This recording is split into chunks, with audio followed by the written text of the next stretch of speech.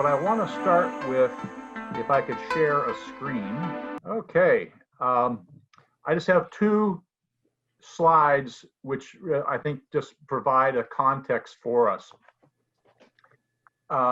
We have rolling weekly format with short presentations.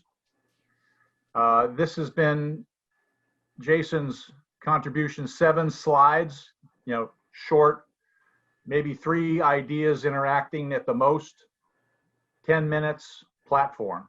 So it's a speed dating of ideas. That's what we're trying to do. The task is for the people versed in various aspects of cybernetic systems design to interact on the theoretical, tools, and practice levels. So how do we combine, and that's beyond the academic multidisciplinary conferences, and what I call object sciences. That's the physics, looking at the world as an object, irrespective of the subject. And what we're looking at is trying to create the subject sciences. And we need the object sciences, but we need the subject sciences and the methodologies and discipline and rigor. That's not there yet. So the bottom line is integrating these 3 areas into identify the gaps that are in a series of funded in-depth conferences that could address in a Macy 2 type meetings. That's our objective. What are the concepts we need to really be thinking about? Where are the gaps? When you have social sciences, you have physics. What's the other component that we're missing out here? So we're really trying to integrate 3 streams of thinking. The first one is gifts, the legacy of the pioneers that we've been talking about, of the observer, cybernetics, thinking to identify the ragged edges forward. They left us ragged edges. Where's the next? How do we do the neurological jump to the next nerve, The stepping stones from 70 years of scientific discovery in complexity, chaos, and communications since our initial systems thinking.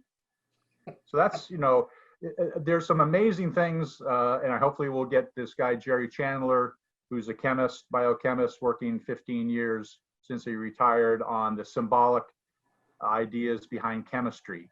And his idea is that cybernetics does not start in biology, it starts in chemistry and the art of assembly, how things go together. So what can we learn from what's already been out there and drag it into our field? The third thing is identifying the practicum or applications gap. And I think that's our focus. What's the gap there to the societal policy design problems where the problem is the problem? When we look at a problem, we look at it within our contextual culture. We're trying to get outside that. And so in the end of the 20th century, it was Clinton that advisor says, it's the economy, stupid. And you saw the results of that focus just on the economy in 2008 and 9 when the whole system collapsed. It was not the system of systems, it was just a part of a system. So it's the system, stupid. So that, and I'll just do one other slide to give you a context of what we are trying to do in our aspects of our case studies. This is a triple loop research method. You look at the concrete experience, what we have, let's say it's schools, I'm teaching. This is what happens in practice. And the approach on there is you go to active experimentation. Well, this is how my model is applied. So if you look at the core curriculum aspects of this past decade, it was, oh, we don't have the right facts down. We need to put them down. So that was the first loop of the red lines. The second loop, there's a gap. It's not performing. Why isn't it working? So you go the abstract conceptualization. That's where Popper and others really have some advantage of giving us how do we get the model. This is my model. This is how it's applied, but you still have a gap. And so it's the third level, the third research loop of reflective observation, the triple loop. What are the issues raised by this practice? So you're trying to get outside of the paradigm that we're trapped within. My first presentation was on prisoners of the mind. The the first two loops can be prisoners of the mind when it's not working, like in our educational system. That's what I think we, any new people coming in should at least see these two slides of what we're trying to do. I would be glad to just give a quick presentation of these 3 case studies that I've been involved with. Is that amenable? That's good. Yeah, I'd like to hear that. Okay. I'll get a small group here. What is this? Just 3 sticks or the letter A? I love it. Yeah. If you are an Aboriginal in New Guinea, you got 3 sticks to start a fire. If you are at, the school where Trump goes, St. Andrews here in Washington, you see an A. That means the culture you're coming from predetermines how you're seen. So what the importance of the observer is, we need to be moving from the cognitive logical world to the perceptual orientation worlds. And that's how I've looked at how do I design, or what type of experiment do I want to get involved with. In 1900, they published the view of what the world in 2000 was going to be. So you have the professor taking the books and facts, putting them in, grinding them through, and plugging them into our heads. It's still a pretty well good concept of what we have in our educational system now. So what's missing in that picture? What didn't they get in 1900 and we still don't get in 2000? That's where cybernetics and systems and the system of systems may add some value. So this next slide is from a guy, Colonel Boyd.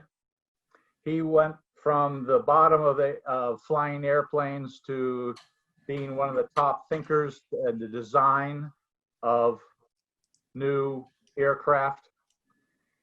And he called it the energy management system because they wouldn't hear of information. But what he created was the OODA loop, where all intelligent organisms and organizations undergo a continuous cycle of interaction with their environment. So if you look at the traditional way of decisions and actions, that's forgetting about the observer, which is on the left-hand side of the blue and the observation.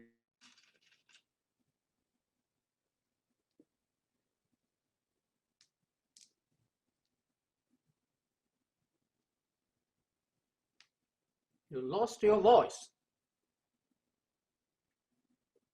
Can you hear me? Oh yeah, now you are back. Good. So everything on the left-hand side, observations and this orientation phase of cultural institutions, analysis, new information, etc., all form the lens of the perspective. And that's where we focus on cybernetic experiments that I see. Now, I don't want to confuse you, but there's a lot more behind that type of activity with the feedback loops. So what's key is looking at that top line, implicit guidance and control, that goes from the orientation to observations, what the frog's eye says to the frog's brain, our culture says to us, and to our actions. That top line is where you're trying to intervene. And so, the unfolding of the bottom line, unfolding the interaction with the environment, the outside information, unfolding circumstances, that goes to the feed forward stream.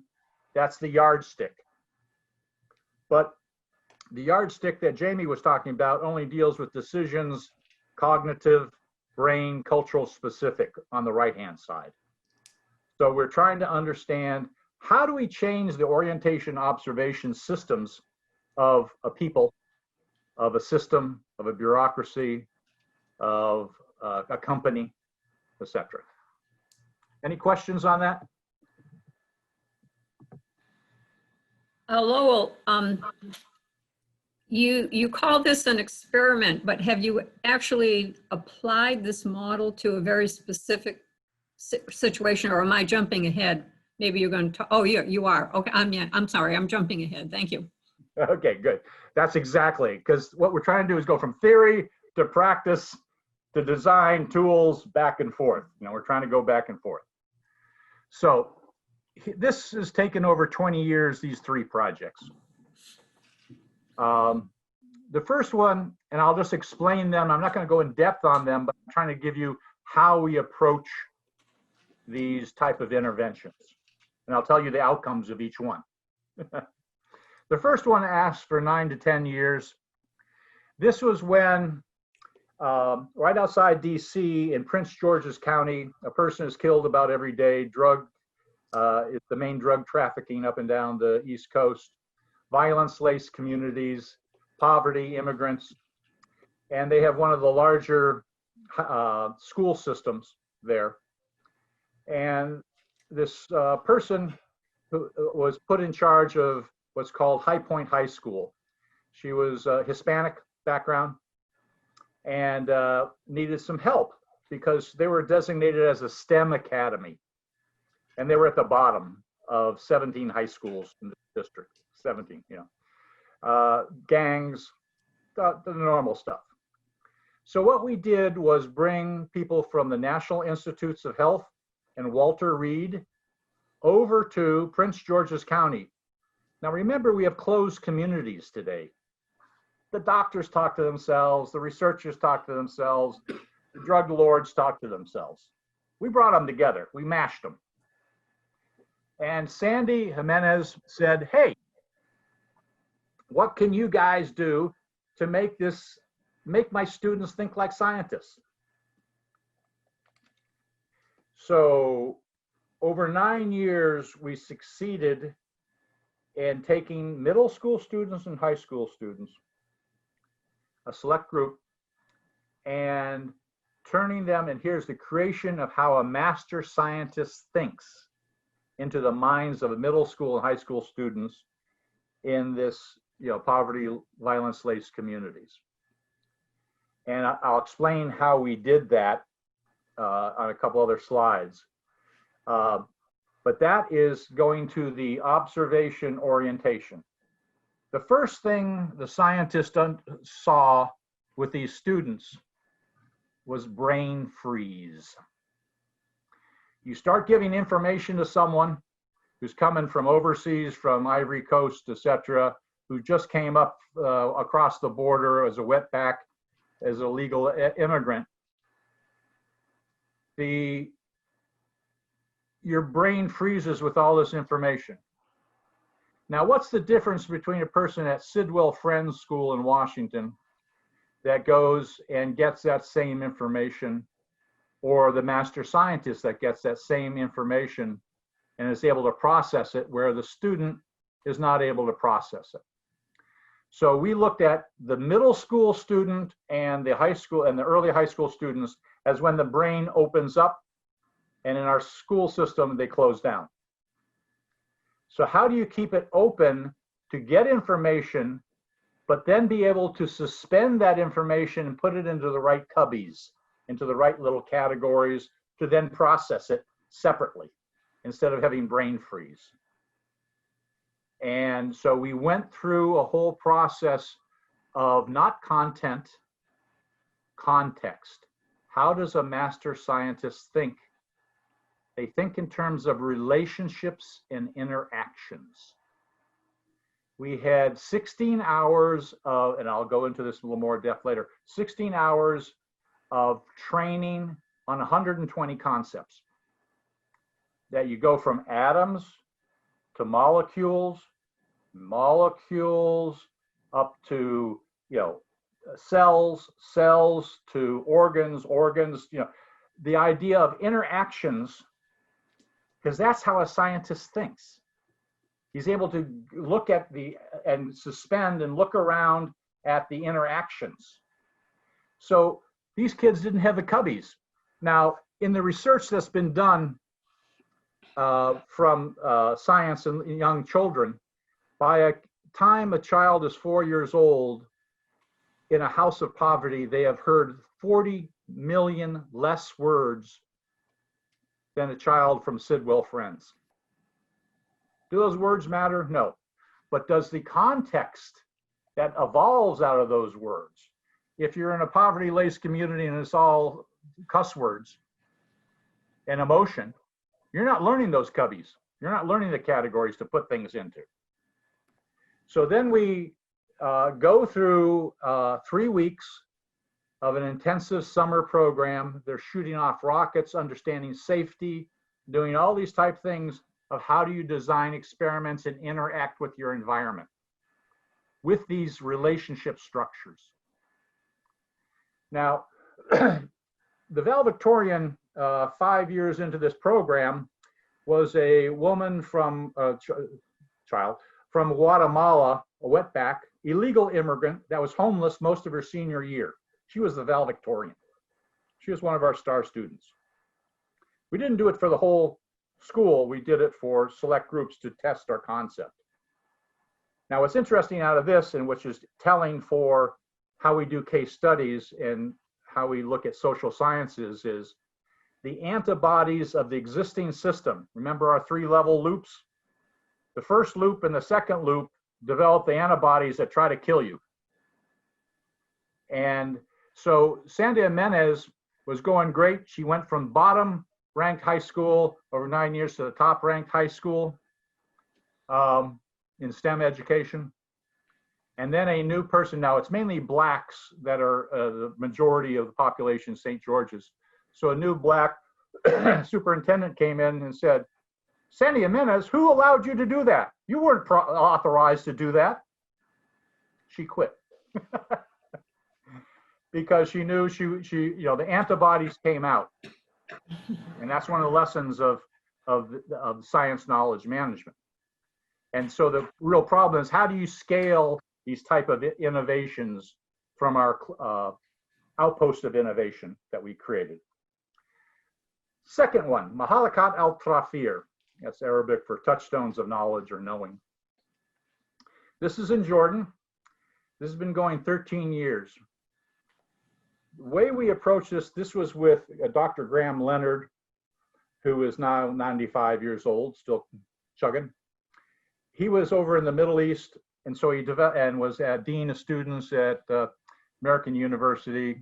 And so all the people, so his trust networks were there, because all the students became ministers, etc., in the Middle East. So we were able to get in there versus, so that's important about a case study. You need a trust network to get into something to change it. So we focused on middle school students. What do we do with middle school students? We had to do what was called cognitive archaeology of the golden age of Islam. So in each of these, we ask a simple question, and we try to answer it through the design of our experiment. The simple question is, why in the Middle East, where the educational system is basically a colonial system of memorization, and it was designed that way to develop good clerks for the British and the French. So you're literate, but you can't think. You can do the 14 carbon copies for the British, but you don't know why you're doing it. So we came in there and said, well, when us hairy Europeans in the 900s, 1000s, etc., were playing Game of Thrones and putting heads on stakes, Islam was having its golden age in mathematics, in physiology, and all sorts of sciences. And we, the hairy Europeans, were caught up in our power plays. What we had to do is reconstruct, and there's whole methodology for doing that, of how do you reconstruct an ideosphere at a different time and place, like the American Revolution, or in this case, Islam. We then bring that model back to middle school students, and it's basically through conversation. And there's a place in the Quran that says, everything Muhammad says needs to be determined by 7 independent voices. Didn't use quite independent, but free voices. And so that idea, it's a conversation. And what happened in Islam is this idea of openness of interaction that allowed their golden age. And we can actually identify the date of 955 when the rationalists came in and said, no, there's no 7 ways of looking at the world. There's only one, and that's Sharia law. And we'll determine what Sharia law is. So from 1000 to the Crusades, it started going down in terms of innovation. And by the 1200s and 1400s, it is now what it is now, which is a shadow culture. Lowell, can I interrupt just for a moment? Who asked for this? Who did you partner with in Jordan for this study? Our this 13 ministers of education we have gone through. We only with the king and Queen Rana. Okay, thank you. Thank you. You have to go to the top. Yeah, yes, that's why I'm asking. Oh, you know, the antibodies from the Department of Education, where a lot of Islamists are, they're the ones that want to kill it. Okay, So thank you. every time you do an intervention of change, you have to understand who wants to kill you. And that's seen in this other project. We walked into the MacArthur Foundation. This was in the 80s when Illinois was a buckle of the Rust Belt. Massachusetts and California were doing quite well, thank you, with their technologies. So Massachusetts is getting $1.34 for every dollar they sent back to Washington. They got $1.34 back from the government. California was $1.27. Illinois got 73 cents for every dollar it sent to the government. So he said, you know, what we have here in Illinois is a cool hand Luke problem. I don't know if those people remember the movie Cool Hand Luke, but it's what we have here is a failure of communication. With, you know, Paul Newman down in the quarry breaking rock. So we proposed something very simple and walked out with 600,000. It was a lot more complicated than that, let me tell you. And then we got industry to fund it. And this was for 4 years. It's called Treetops Organizing of the culture between the whole congressional delegation, Democrats, Republicans, top industry CEOs, only the CEO.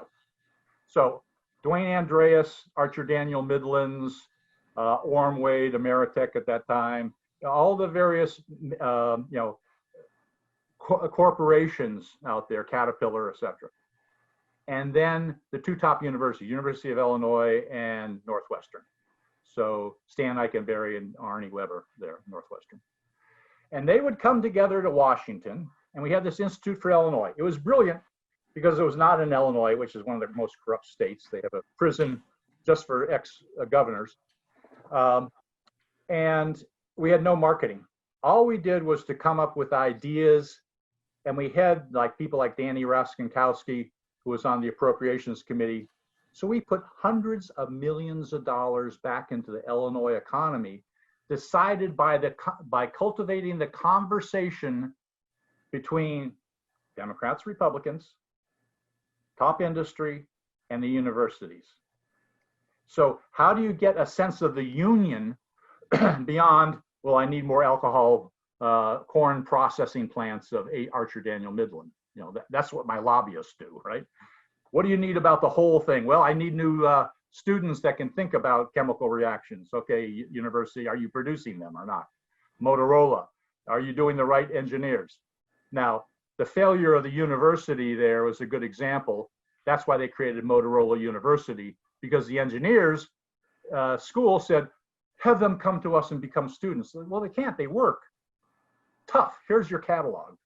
You know, that's why they created Motorola University. And we helped them form that. So now that one died after 4 years. How did it die? So we had a perfect conversation between these groups that could then get implemented through the appropriations. So Illinois had the largest installed base of computers in the world in the 80s. no software industry, no hardware industry. They were just users. We created Software Chicago. We had things like, what was called the Advanced Photon Source at one time, those big circular collider things. Our industry people said, that's stupid. That's only for Nobel Prize type things. And Texas got it, and then it didn't work. They said, what we are is we take raw materials and make product out of it. So we went to Argonne and did the Advanced Photon Source there that looked at how chemical reactions happen. How do you create new materials? We put $100 million into Argonne labs to create this partnership between industry, government, and academia. And that produces new products for Caterpillar, et cetera. So it was each one is, how do you have a conversation and given the tools to do things? So those are three examples. To go into the intricacies is way far beyond what we want to do. So the hypothesis being tested in all three learning platforms is there are multiple levels of learning and a logical hierarchy of communications, like treetops organizing. There's a difference between learning in context and learning or behavior which defines context or makes context intelligible. That's what we focused on, behavior which defines context or makes context intelligible. Lowell? Yes. Sorry. Oh, Lowell, you mentioned that the third experiment died after 4 years, but are the first two still going on? Okay, the Mahalakat al-Trafir has been going on for 13 years till now. What we're trying to create now, because they're closed down, schools are closed down in Jordan. Oh, okay. So we're trying to create an Arabic internet heritage website, because part of the way we taught was taking scripts or books or chapters, middle school students, passages, from their great books of the Middle Eastern world. And then they can discuss it. Now, you can't discuss sexism or sex, politics in the Middle East, but there are many things you can still talk about. Beauty, etc. Okay. So that's still going on, but we've of course hit by COVID, and that went into even the refugee camps of the Palestinians there in Jordan. They were every day students would be getting, not every day, every week students would be getting this conversation training, and it's so hard to go from teachers that teach didactically to an interactive conversation base. But that's what we've been working on. And Lowell, I would think that it would. Sorry. And the first one, it died when Sandy Jimenez, quit. But we learned how to do science education, which is different. Okay. I would think it would be as important to understand why something did not continue and died or evolved into something else too. So that's just a comment. I don't know whether there is continuing emphasis on that. What happens? What's the evolution? Okay. But that was my comment, is every time you do a high level contextual redefinition, the antibodies will come out from the existing system. Okay. And on call. Sorry, that was the sister. So the contextual system or system of systems requires different tools of orientation and observation. That's the focus that I gave you before. Without knowledge of the system of systems, disaster is inevitable. So you're going along quite well within your bubble of cultural thinking, your object science, as I call it, until you're linked to the environment, reality kicks back. So basically the way of looking at COVID-19 is nature will not be mocked. And we have been mocking, and that comes of course from the Bible, that God shall not be mocked. Because there's something bigger and beyond our cultural context. So I'm just going to go in depth a little more just on the science knowledge management, so you understand a little bit how we try to do. And then I want to just have one last slide that'll summarize it. Science knowledge management, or SKM, is the intervention that bridges levels of learning between the novice and the master scientist. How do you get a 14-year-old to think like a scientist? We took some of our students, middle school and first 2-year high school students, over to NIH, and we had some of their top scientists throw, how would you deal with this type of problem? And the way they addressed the problem, how they would set up an experiment to explore that problem, amazed these master scientists. And the comment was, I wish my own program managers thought like that. So we could show, but we didn't set up the double-blind experiments. We didn't have the money to do that. You know, we were trying to just see whether what was the problem and how to possibly intervene. So the first thing was you develop a schematic or matrix to anchor information. How do you anchor information in the larger categories that are deficient in a violence-laced poverty situation? And we did that by having 16 hours, 100, 120 core concepts of relationships to develop a knowledge scaffolding, or I call it prostheses, self-assembly of knowledge structures. Instead of, here's a fact, here's a fact, here's a fact, I'm gonna test you on those facts. How do you get self-assembly of knowledge structures? Interlacing the mind and the world. We had the Immersion Academy, 3 weeks. We had the kids, you know, living, you know, on the school, not at night, but they're in the school in tents. They had their own groups. They were competing against one another, setting off rockets, all these various experiments we're doing. So we were able to change the way they saw the world and observed. And we were developing rapid feedback environments between idea, model, action, reaction, feedback. This was something that I did not believe at first, mind reading. If you've ever danced with someone, they know how you are your movement and their movement, right? I mean, it's like a good dance is a movement in interaction and in harmony. So you're taking, so the idea is just to be able to understand the larger context so that your actions, and I saw this on the farm growing up in Iowa, you know, everyone knew their role. It was amazing dance of baling hay, bringing in the oats. Everyone had a role, even the young kids that worked together as a union. I could read, you know, we read one another's minds and I knew what to do. The mother knew what to do, you know, etc. It was mind reading because you're all within the same context, larger context. Social networks. May the power of the network be with you, learning together and learning for everyone, not just yourself. And then we had internships working with master mentor scientists gaining work experience. And that was some of the techniques we used. You know, what we did with the 16 hours, what we did at the Immersion Academy, you know, those are interesting aspects of the experiment, but not in terms of the structure, how we structured it. So here's my last slide. That addresses what we talked about before. The top item was the model that the American, the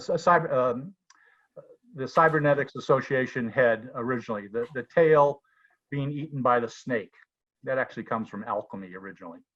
But, you know, the idea of the observer, you know, that you're observing within your own little bubble.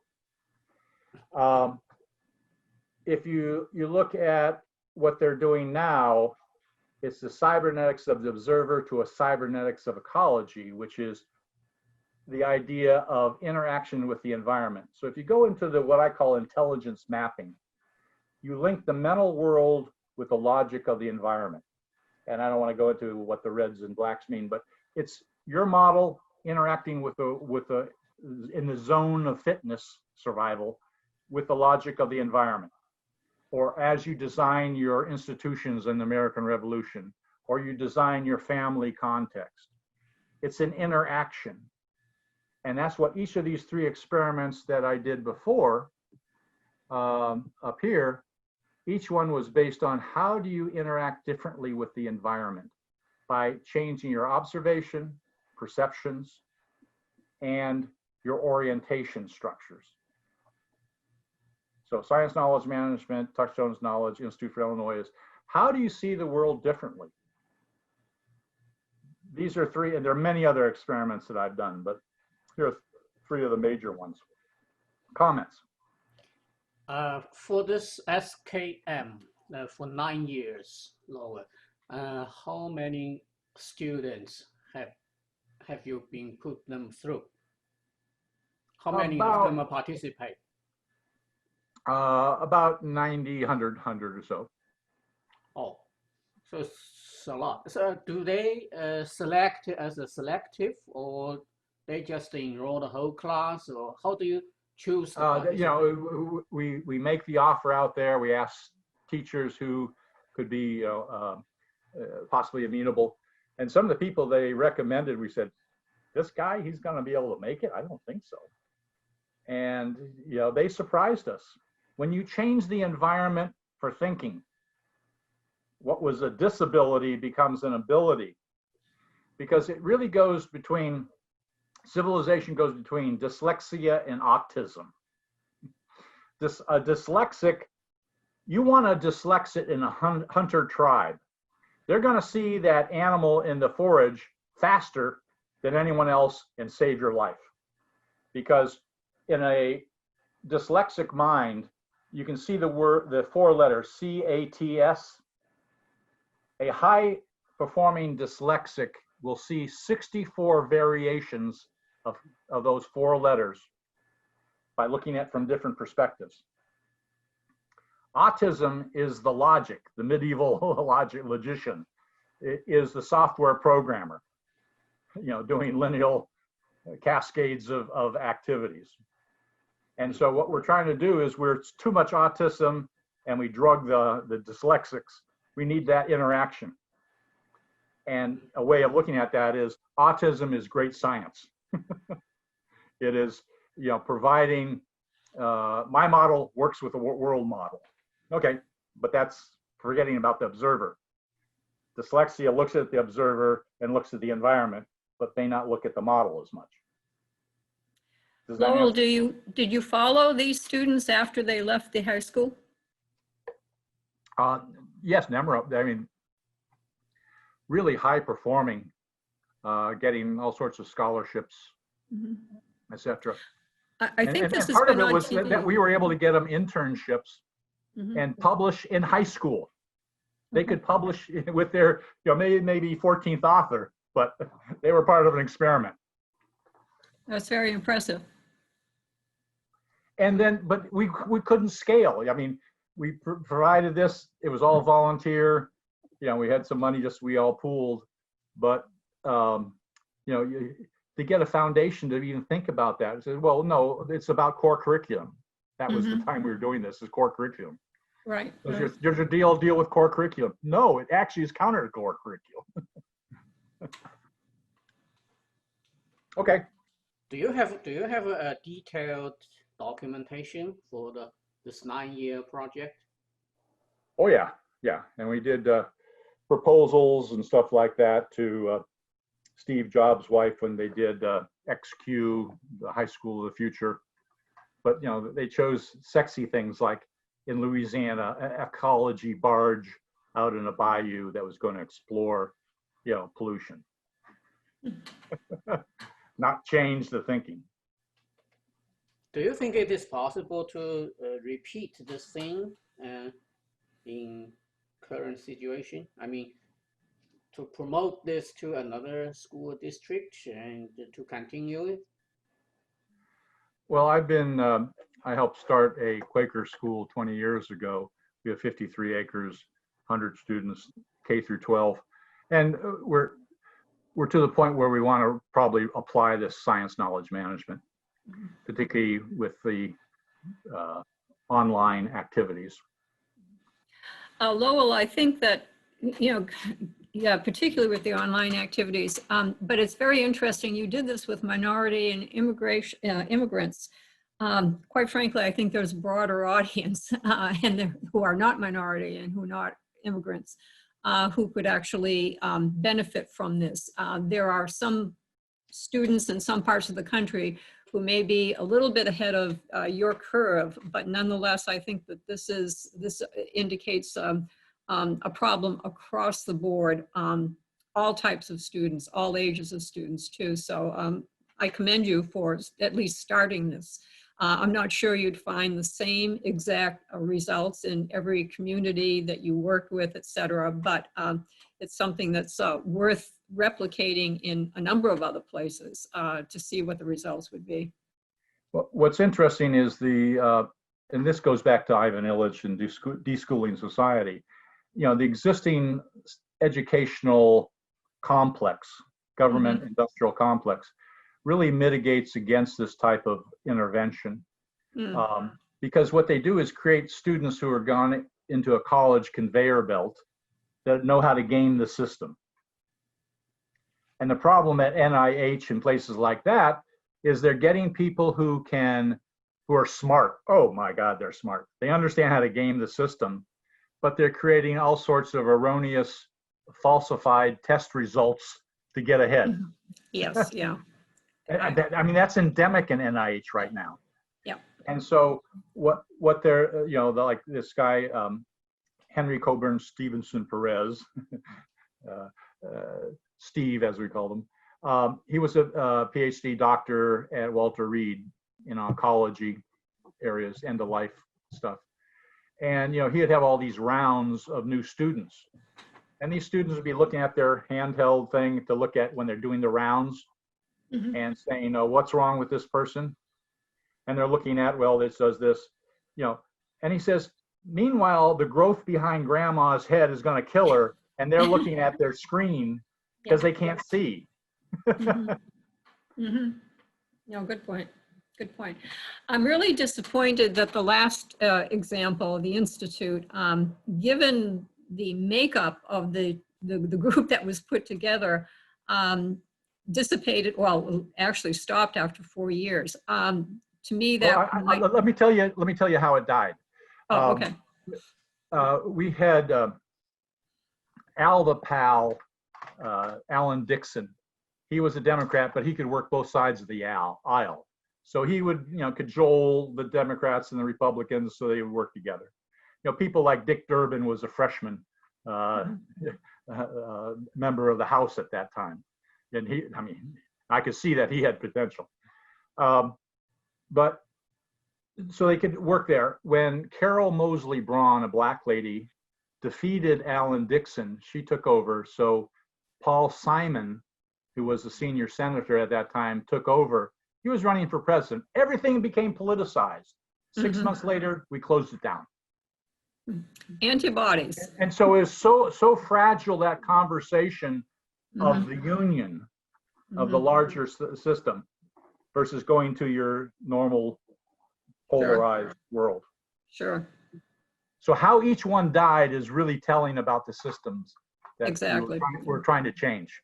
Yeah.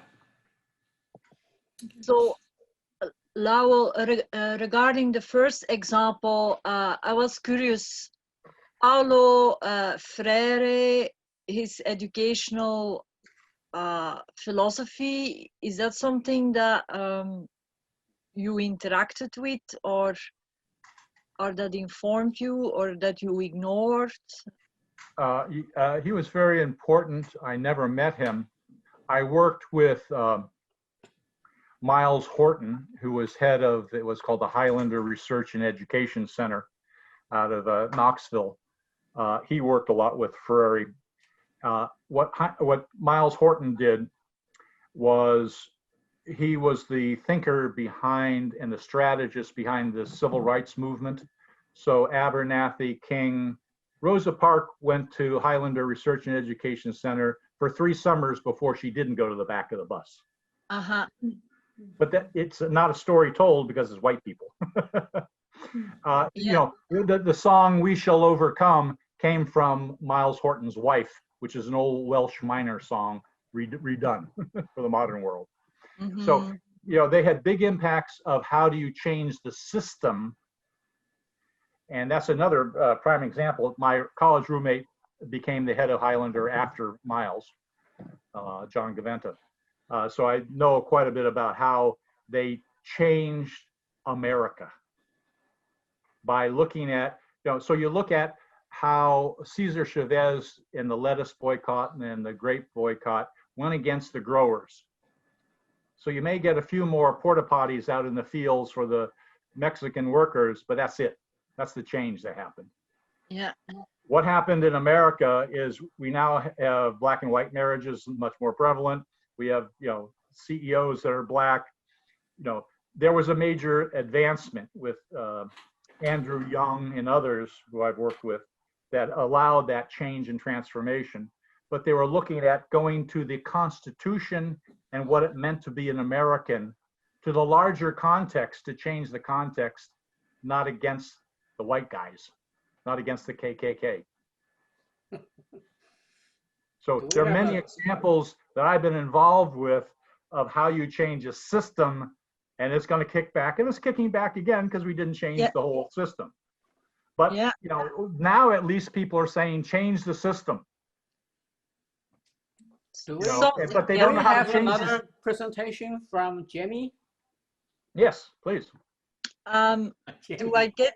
Let me try to figure out how to get out of this. You just stop sharing. Oh yeah, your screen sharing. I'm okay. Stop sharing. Yay! I finally did it.